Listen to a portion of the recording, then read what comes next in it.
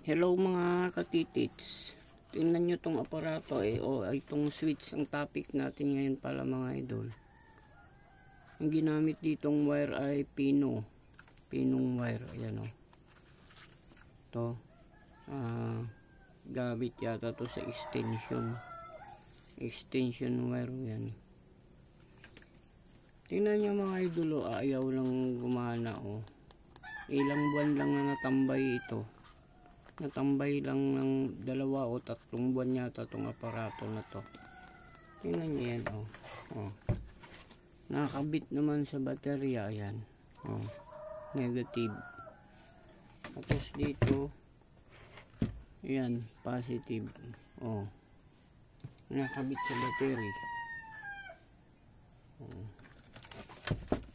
Wala. Yan, may contact point sa loob mga idol.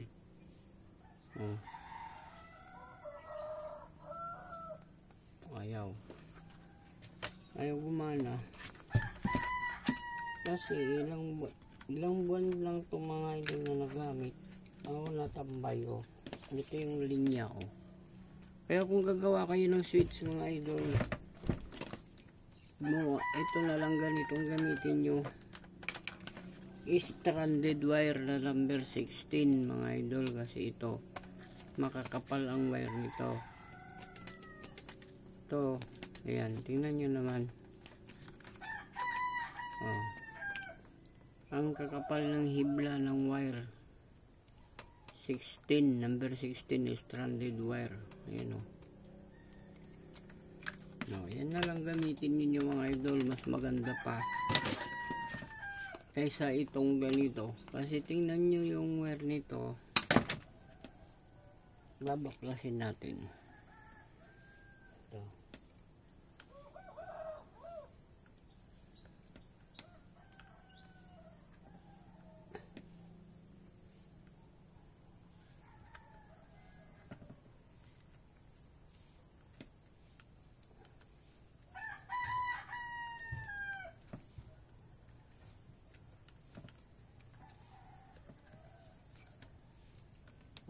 Ayan ang liliit, madaling maputol, madaling matanggal. Tsaka ang problema pa dito yung pagkarimatsi nito, contact point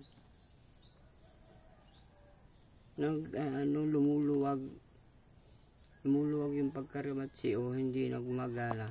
Ayun, ayaw na hindi na siya gagana. Subukan natin tong irekta mga idol sa pan. Dito, tanggalin natin to. Hindi natin padadaanin sa switch.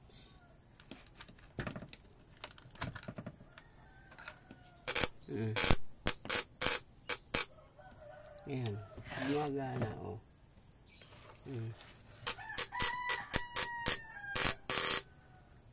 dito padaanin natin sa switch, ayaw. Wala okay, nagloko yung pagkarimatsi. Ang maganda rin mga idol, irekta nyo na lang na ganyan baluktutin mong ganyan, balatan mo yan, 2 ganyan, balatan mo.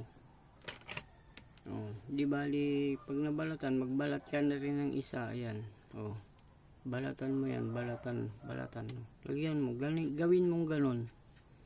Ayan, tapos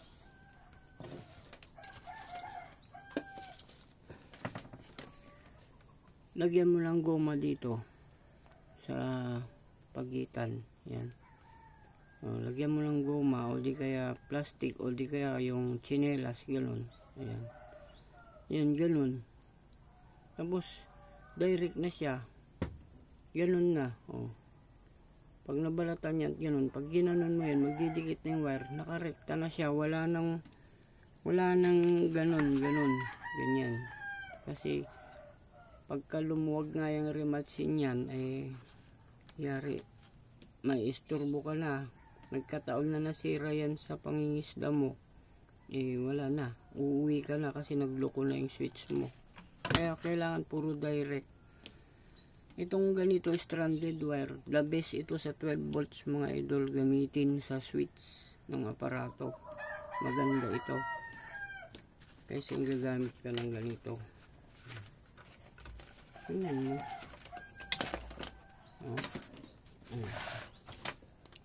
Wala.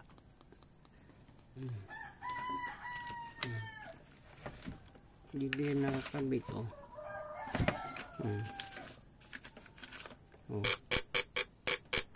Ibig sabihin, isa dito ang wala, hindi gumagana. Ayan, testing na lang natin mga idol yung output nya. Ito yung pina-repair ni Teddy Mariano mga idol na taga Sambales. Hindi ko nga maipadala-dala pa sa kanya kasi nga na kulang sa lakas mga idol. Ginawa ko na ito pero kulang pa, kaya gusto kong dagdagan para makontento naman siya sa paggamit. Ito yung output niya mga idol. Ito yung net net, tapos yung kabila yung rod. Ayan, nakabit na itong wire.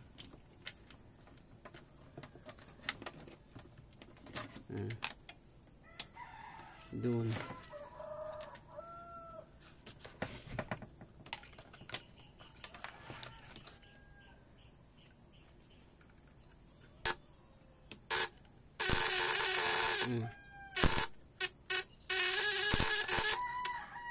Yun yung output niya, yung lakas.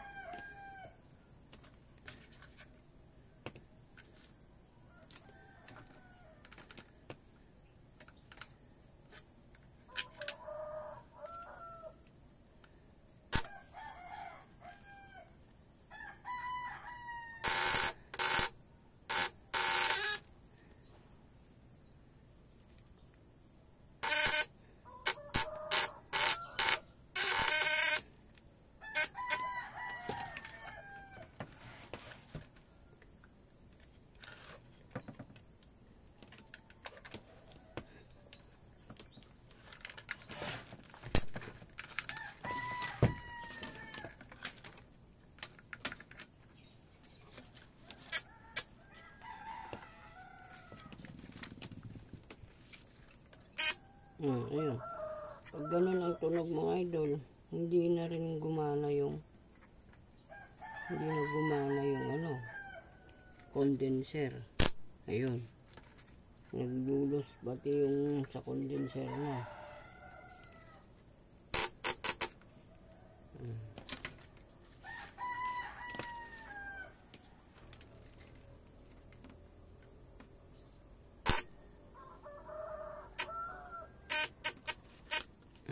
Yun, yung ganyan na tunog mga idol pagka ganyan. Ibig sabihin hindi gumagana yung hindi gumagana yung condenser pag ganun. Kailangan ayusin yung condenser pagkabit.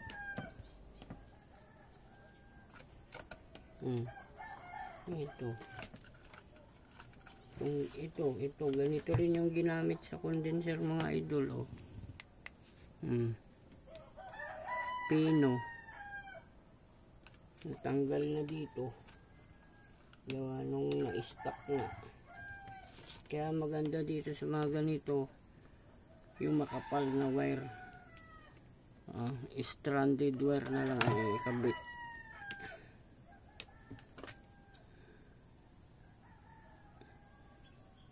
Yun kasi ang maganda sa mga 12 volts, makakapal na wire. Kung sa electric, sa mga kuryente pang bahay, okay ito. Pero kung gagamitin mo sa mga baterya, yan, kailangan yung makakapal na wire.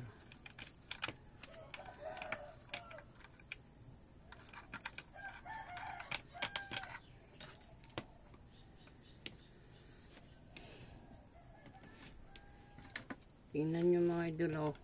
Ang tunog pagka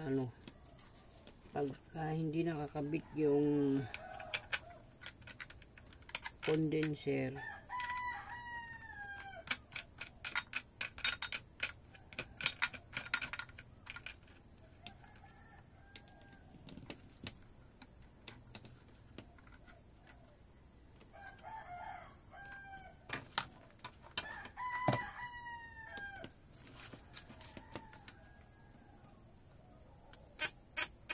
Ayan. Ayan, ganyan. Yan ang tunog niya. Yan, iinit yan pagka ganun mga idol. Ayan. Ayan, ngayon pag kinabit natin yung linya ng condenser, ganun.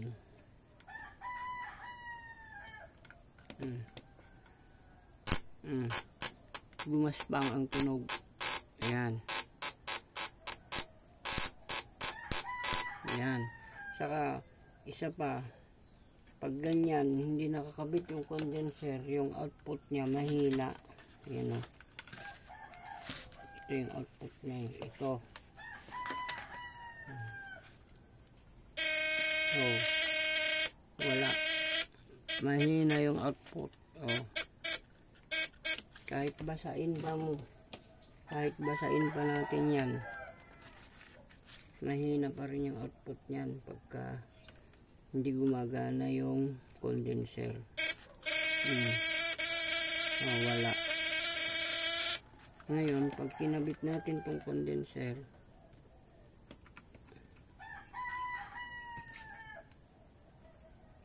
yan.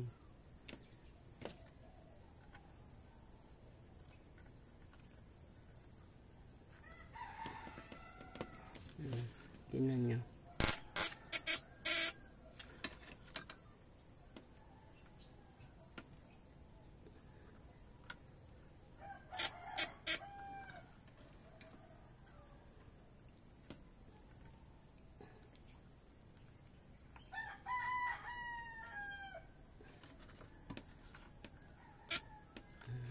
Wala, ayaw pa.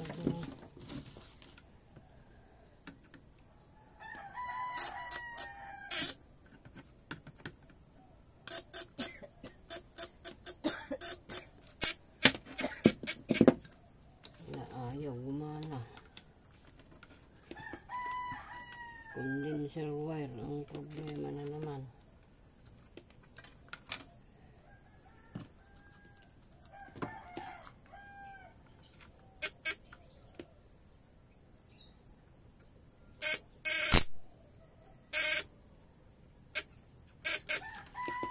Naglulos na yung dito mga wire. Pino kasi yung nilagay. Okay yan, pino pagkakagawa, pero pag na-stock yan ang problema.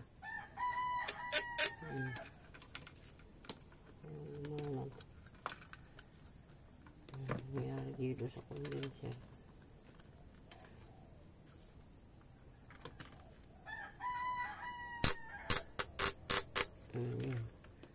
Kailangan pang galaw-galawin para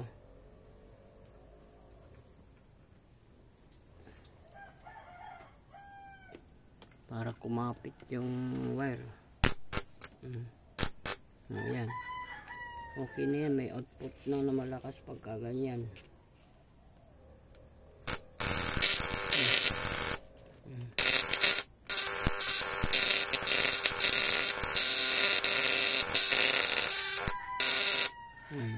Ayan.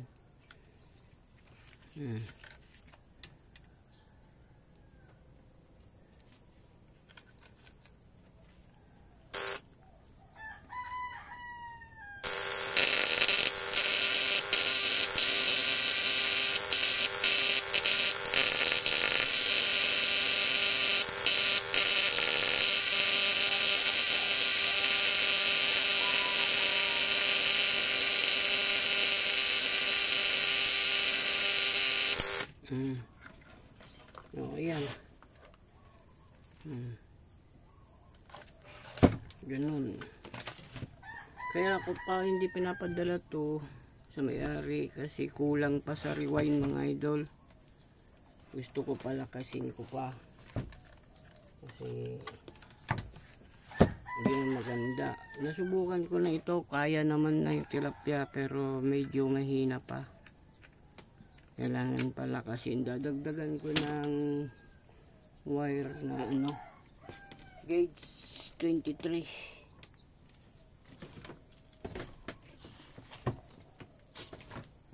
Yan. Ito idadagdag ko mga idol. Dadagdagan ko na ito ng 3 patong. Gauge 23. Tapos itong mga wire ng itong mga wire ng condenser na pino, ito maliliit, papalitan ko na rin ng stranded wire yan para okay. Ayan yan, mga pino na wire.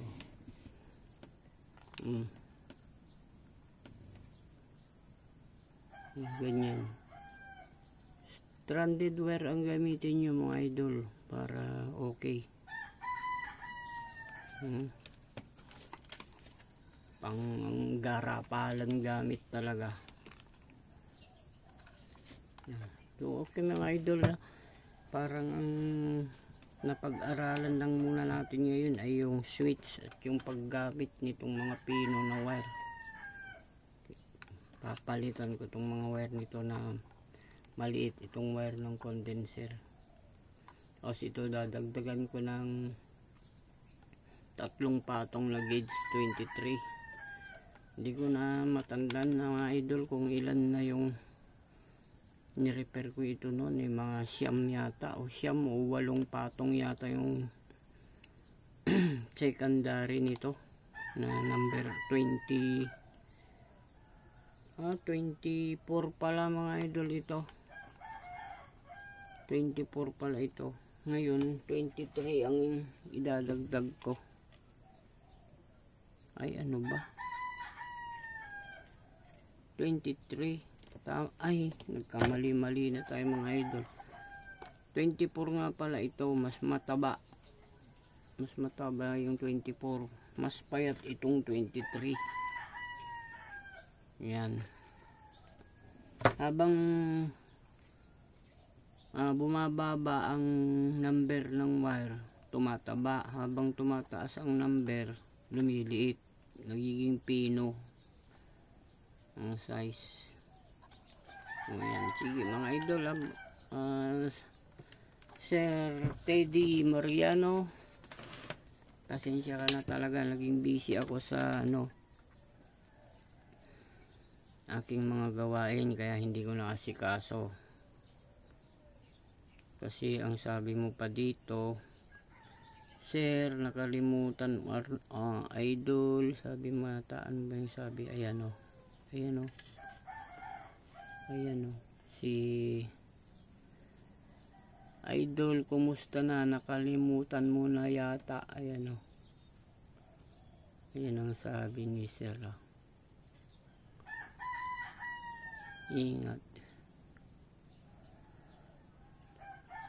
Ayan nasa taas. Idol, kumusta na, nakalimutan mo na yata ipadala aparato. Sir, pasensya ka na talaga kung mapanood mo to.